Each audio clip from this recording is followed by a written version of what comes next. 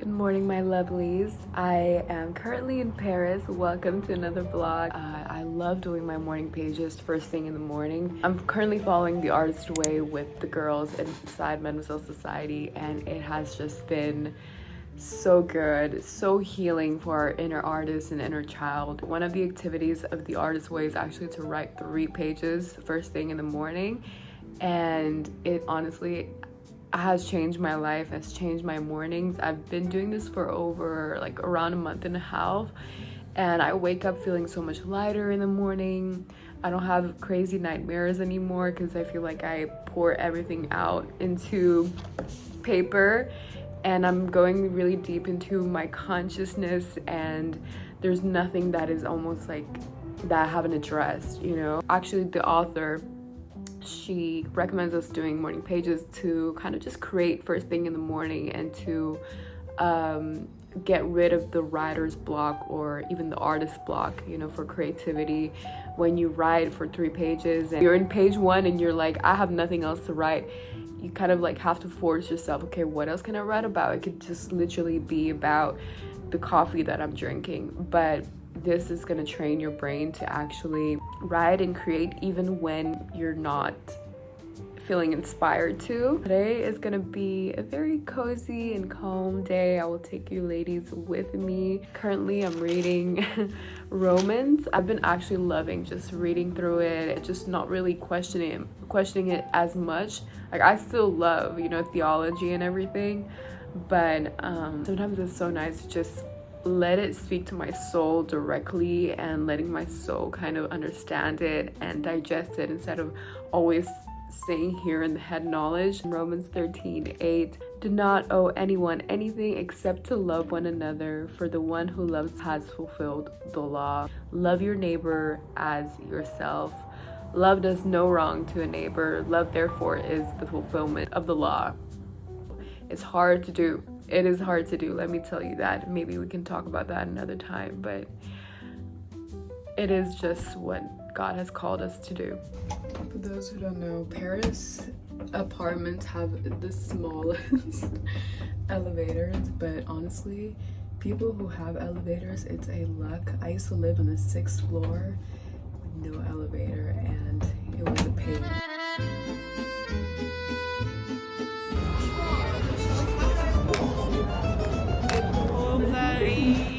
Ô Paris, lumière sacrée, sous tes étoiles,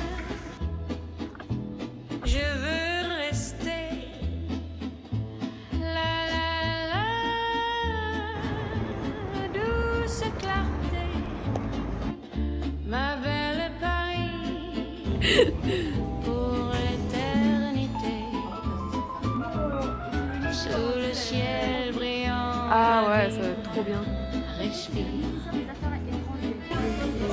Les étoiles dansent, la Seine soupire. I'm back home.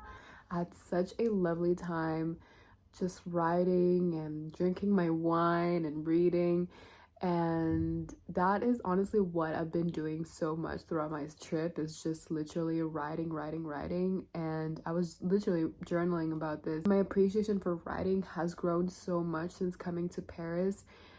It is true that a lot of my days are spent alone. Like, I do see friends like pretty much every day, but most of the day, you know, I'm spending it alone and walking around, and there's more room for silence, definitely, as opposed to back home. I'm always surrounded with people, like literally all day, and I love that so much, and that has its own beauty. But I just also am kind of appreciating this. Yes, initially it was uncomfortable, but I'm actually quite liking getting to know myself in a deeper level, just really spending so many days alone. And I have written literally so much. I started this journal around a week and a half ago, and it's just I've been writing a lot.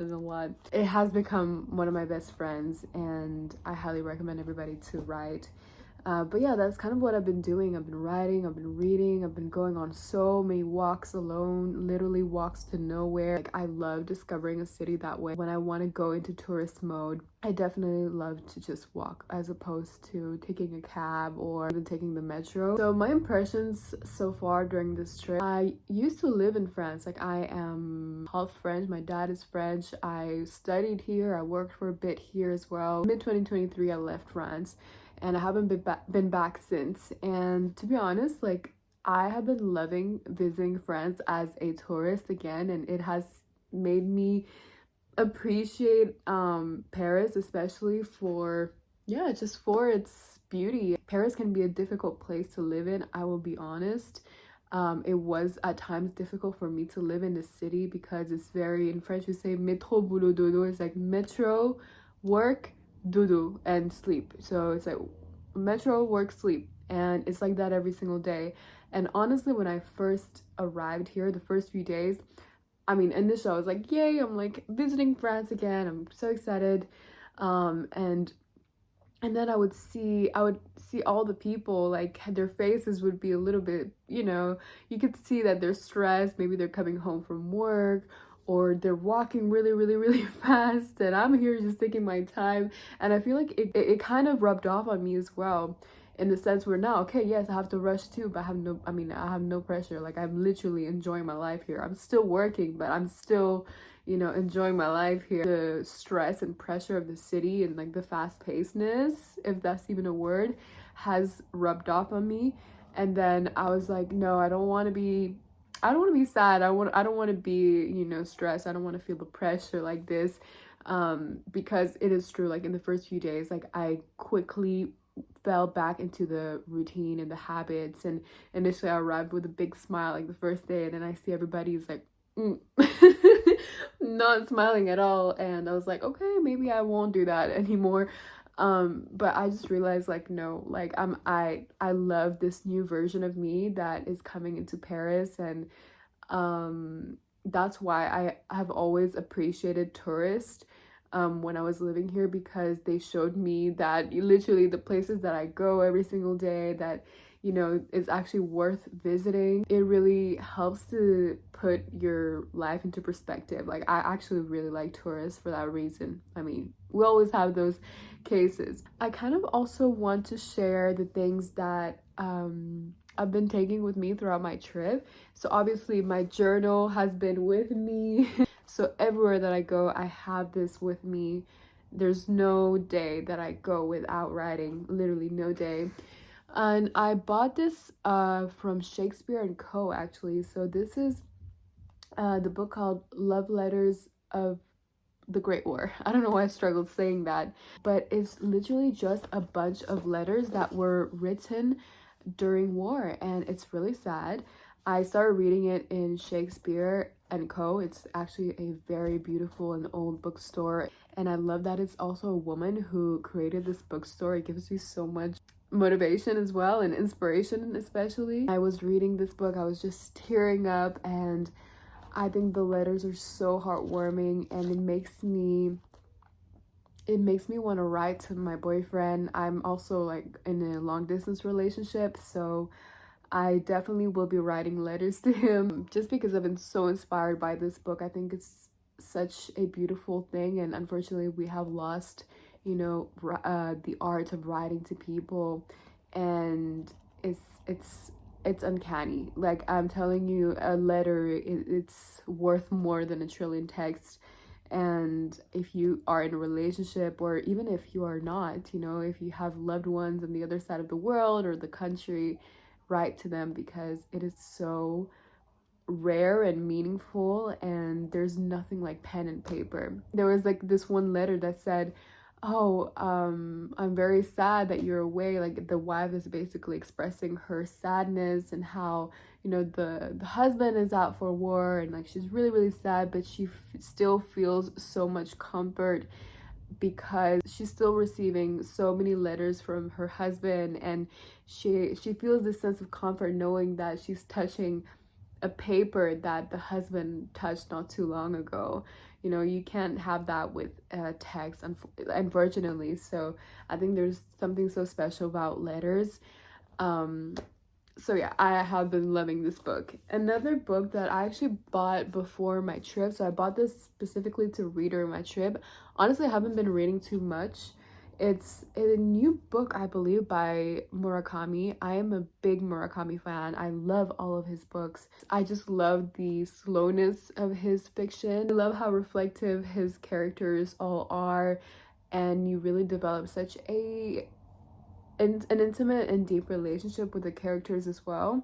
So this one is still, you know, it's a very classic Murakami work. I'm not too far into this, so I'm not going to go into depth about how I feel about it, but it's called The City and Its Uncertain Walls. And I also brought Meditations by Marcus Aurelius. So this one I've had for probably 5-6 years, honestly, and I just like bringing this everywhere that I go. You know, you see I highlight a few things. I just kind of like reading through it, especially, you know, before going to bed or anytime I need a little encouragement for something. It's the coolest thing in the world to read books that literally date from hundreds and years ago. We can still relate so much with them, and they're going through the exact same things. You know, there's a whole passage that talks about this feeling of not wanting to get out of bed, like you just want to stay in your bedclothes and your pajamas and to feel warm. So I just love how I can still relate to this, like a man who has written, you know, meditations. Like this is his actual journal and his diary, and I think that's why, ladies, you need to start writing. And of course, The Artist Way, I brought it with me because we're following it with the girls in Mademoiselle Society, as I mentioned. So it's 12 weeks. I'm not sure if we'll do the 12 weeks together, but for now we'll just continue. It's just so great and so healing, the meetings that we've been having, and I really feel like there will be a lot of breakthroughs for our creativity and for our inner artists. Obviously, lastly, my Bible that I bring every single where that I go. This is literally my best friend. You know, my routine with reading the word hasn't been as solid as maybe when I was in Jakarta, because I'm on a holiday right now, but I still really try to read every single day, just even a little chapter. Honestly, my faith has been, it's another thing that I could do a whole video about. I feel like my faith has definitely grown so much during this trip, in the sense that, you know, I did a back-to-back trip. I went to Australia for 3 weeks, Indonesia for 3 weeks, and now Paris for for a whole month, even more than a month. And I felt really, really scared to do these back-to-back trips. And the reason why I do these back-to-back trips, number one, you know, my home base right now is Indonesia, but my partner lives in Australia, so I do visit him from time to time, like twice a year, 3 times a year. And France is my other home, so my whole life is literally scattered all over the world. And I've been meaning to go to France for the longest time, and eventually I decided to go, but I was a little bit, you know, nervous about my work. Yes, I can work from anywhere, but what is that going to look like? I'm obviously not going to have my usual routine.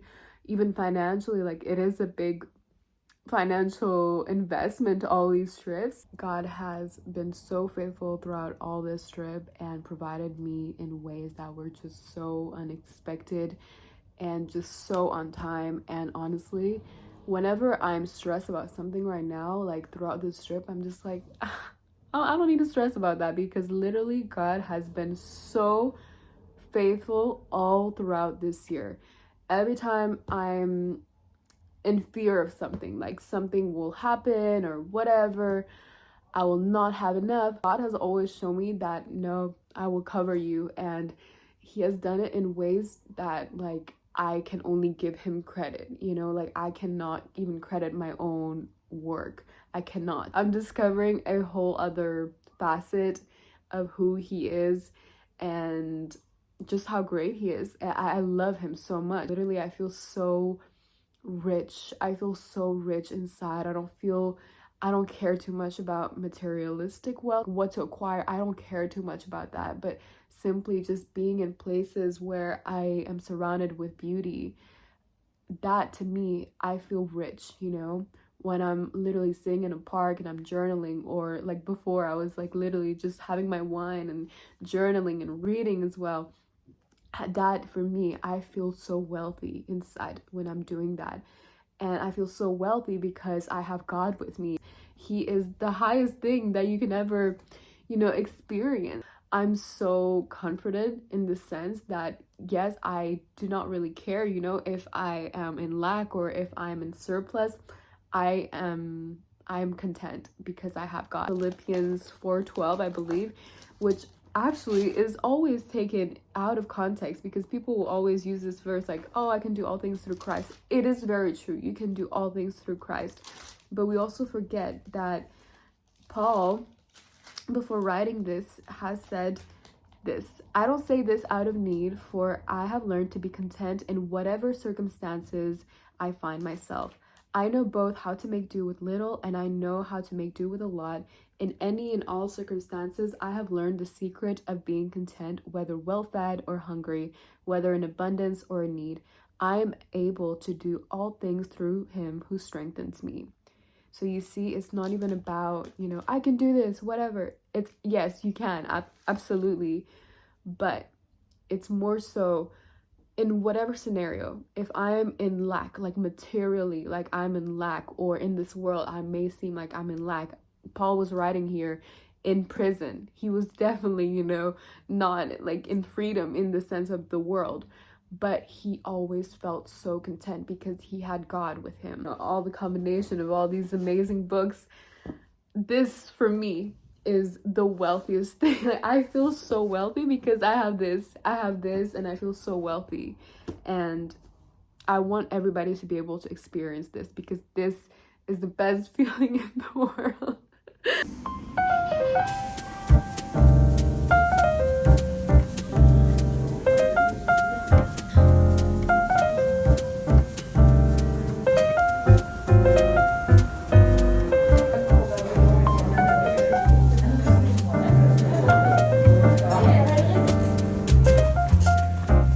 Decided to stop by Hotel Invalides. I've never been here. I've been to France many times, even lived here, but I've never actually been here. Walking towards here and I see a bunch of policemen and I'm so confused why. And I think there is literally a, how do you say, manifestation in French, is like a protest happening. And I don't know if you can see all the police cars. I'll show you. I'll just try to go very far from them. I don't think it's a violent one though. I've been in very close to protests when I was living here. Initially I didn't know it was quite dangerous. It can get quite dangerous. I sent a photo to my dad for funsies. He was like, get the hell out of it. And I was like, oh, okay.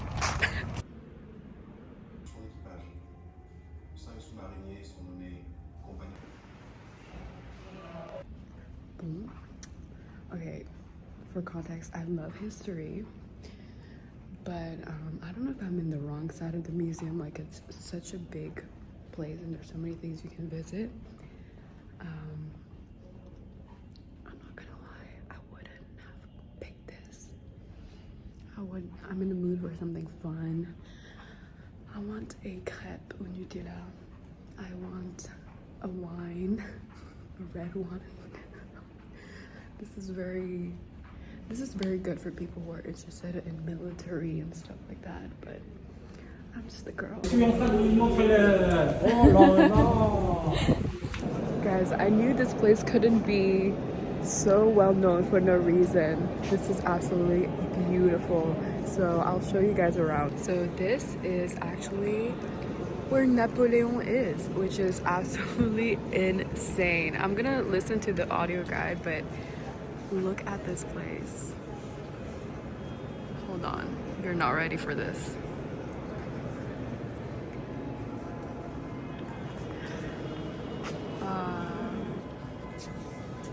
You can hear the protests from outside, all the cars and everything. I'm just gonna chill here for a second. I'm very grateful. If I hadn't met that security man, I probably wouldn't have enjoyed this tour, but It has been so nice, and even me and the security guy, we just end up talking, and he was sharing like stories of the war, how his dad literally joined the World War II, and it was just, I just love talking to strangers lately. It's just so interesting. I think it's so important to be very open to the world and not be so closed off, because you will miss out on these kind of encounters. Je voudrais du soleil vert, des dentelles et des théières, des photos de bord de mer, dans mon jardin d'hiver. Hello. Just wearing my shoes.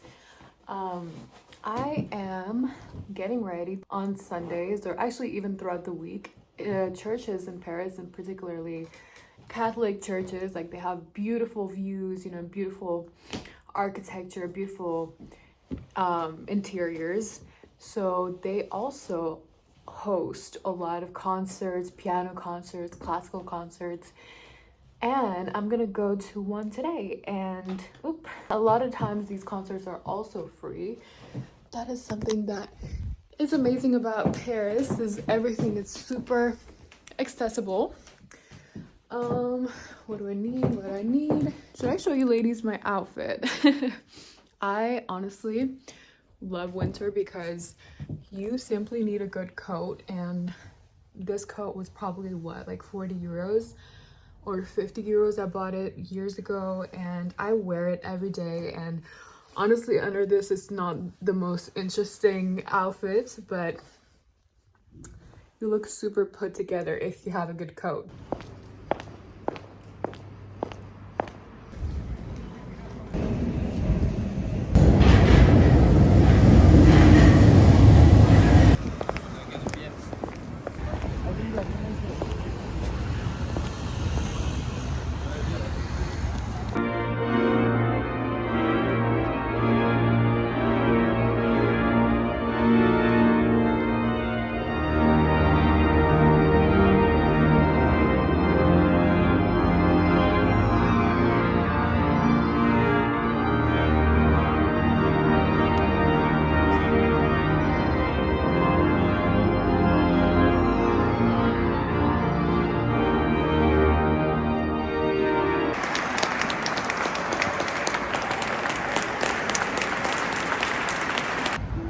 Thank you, my loves, for being here, for following my journey in this trip.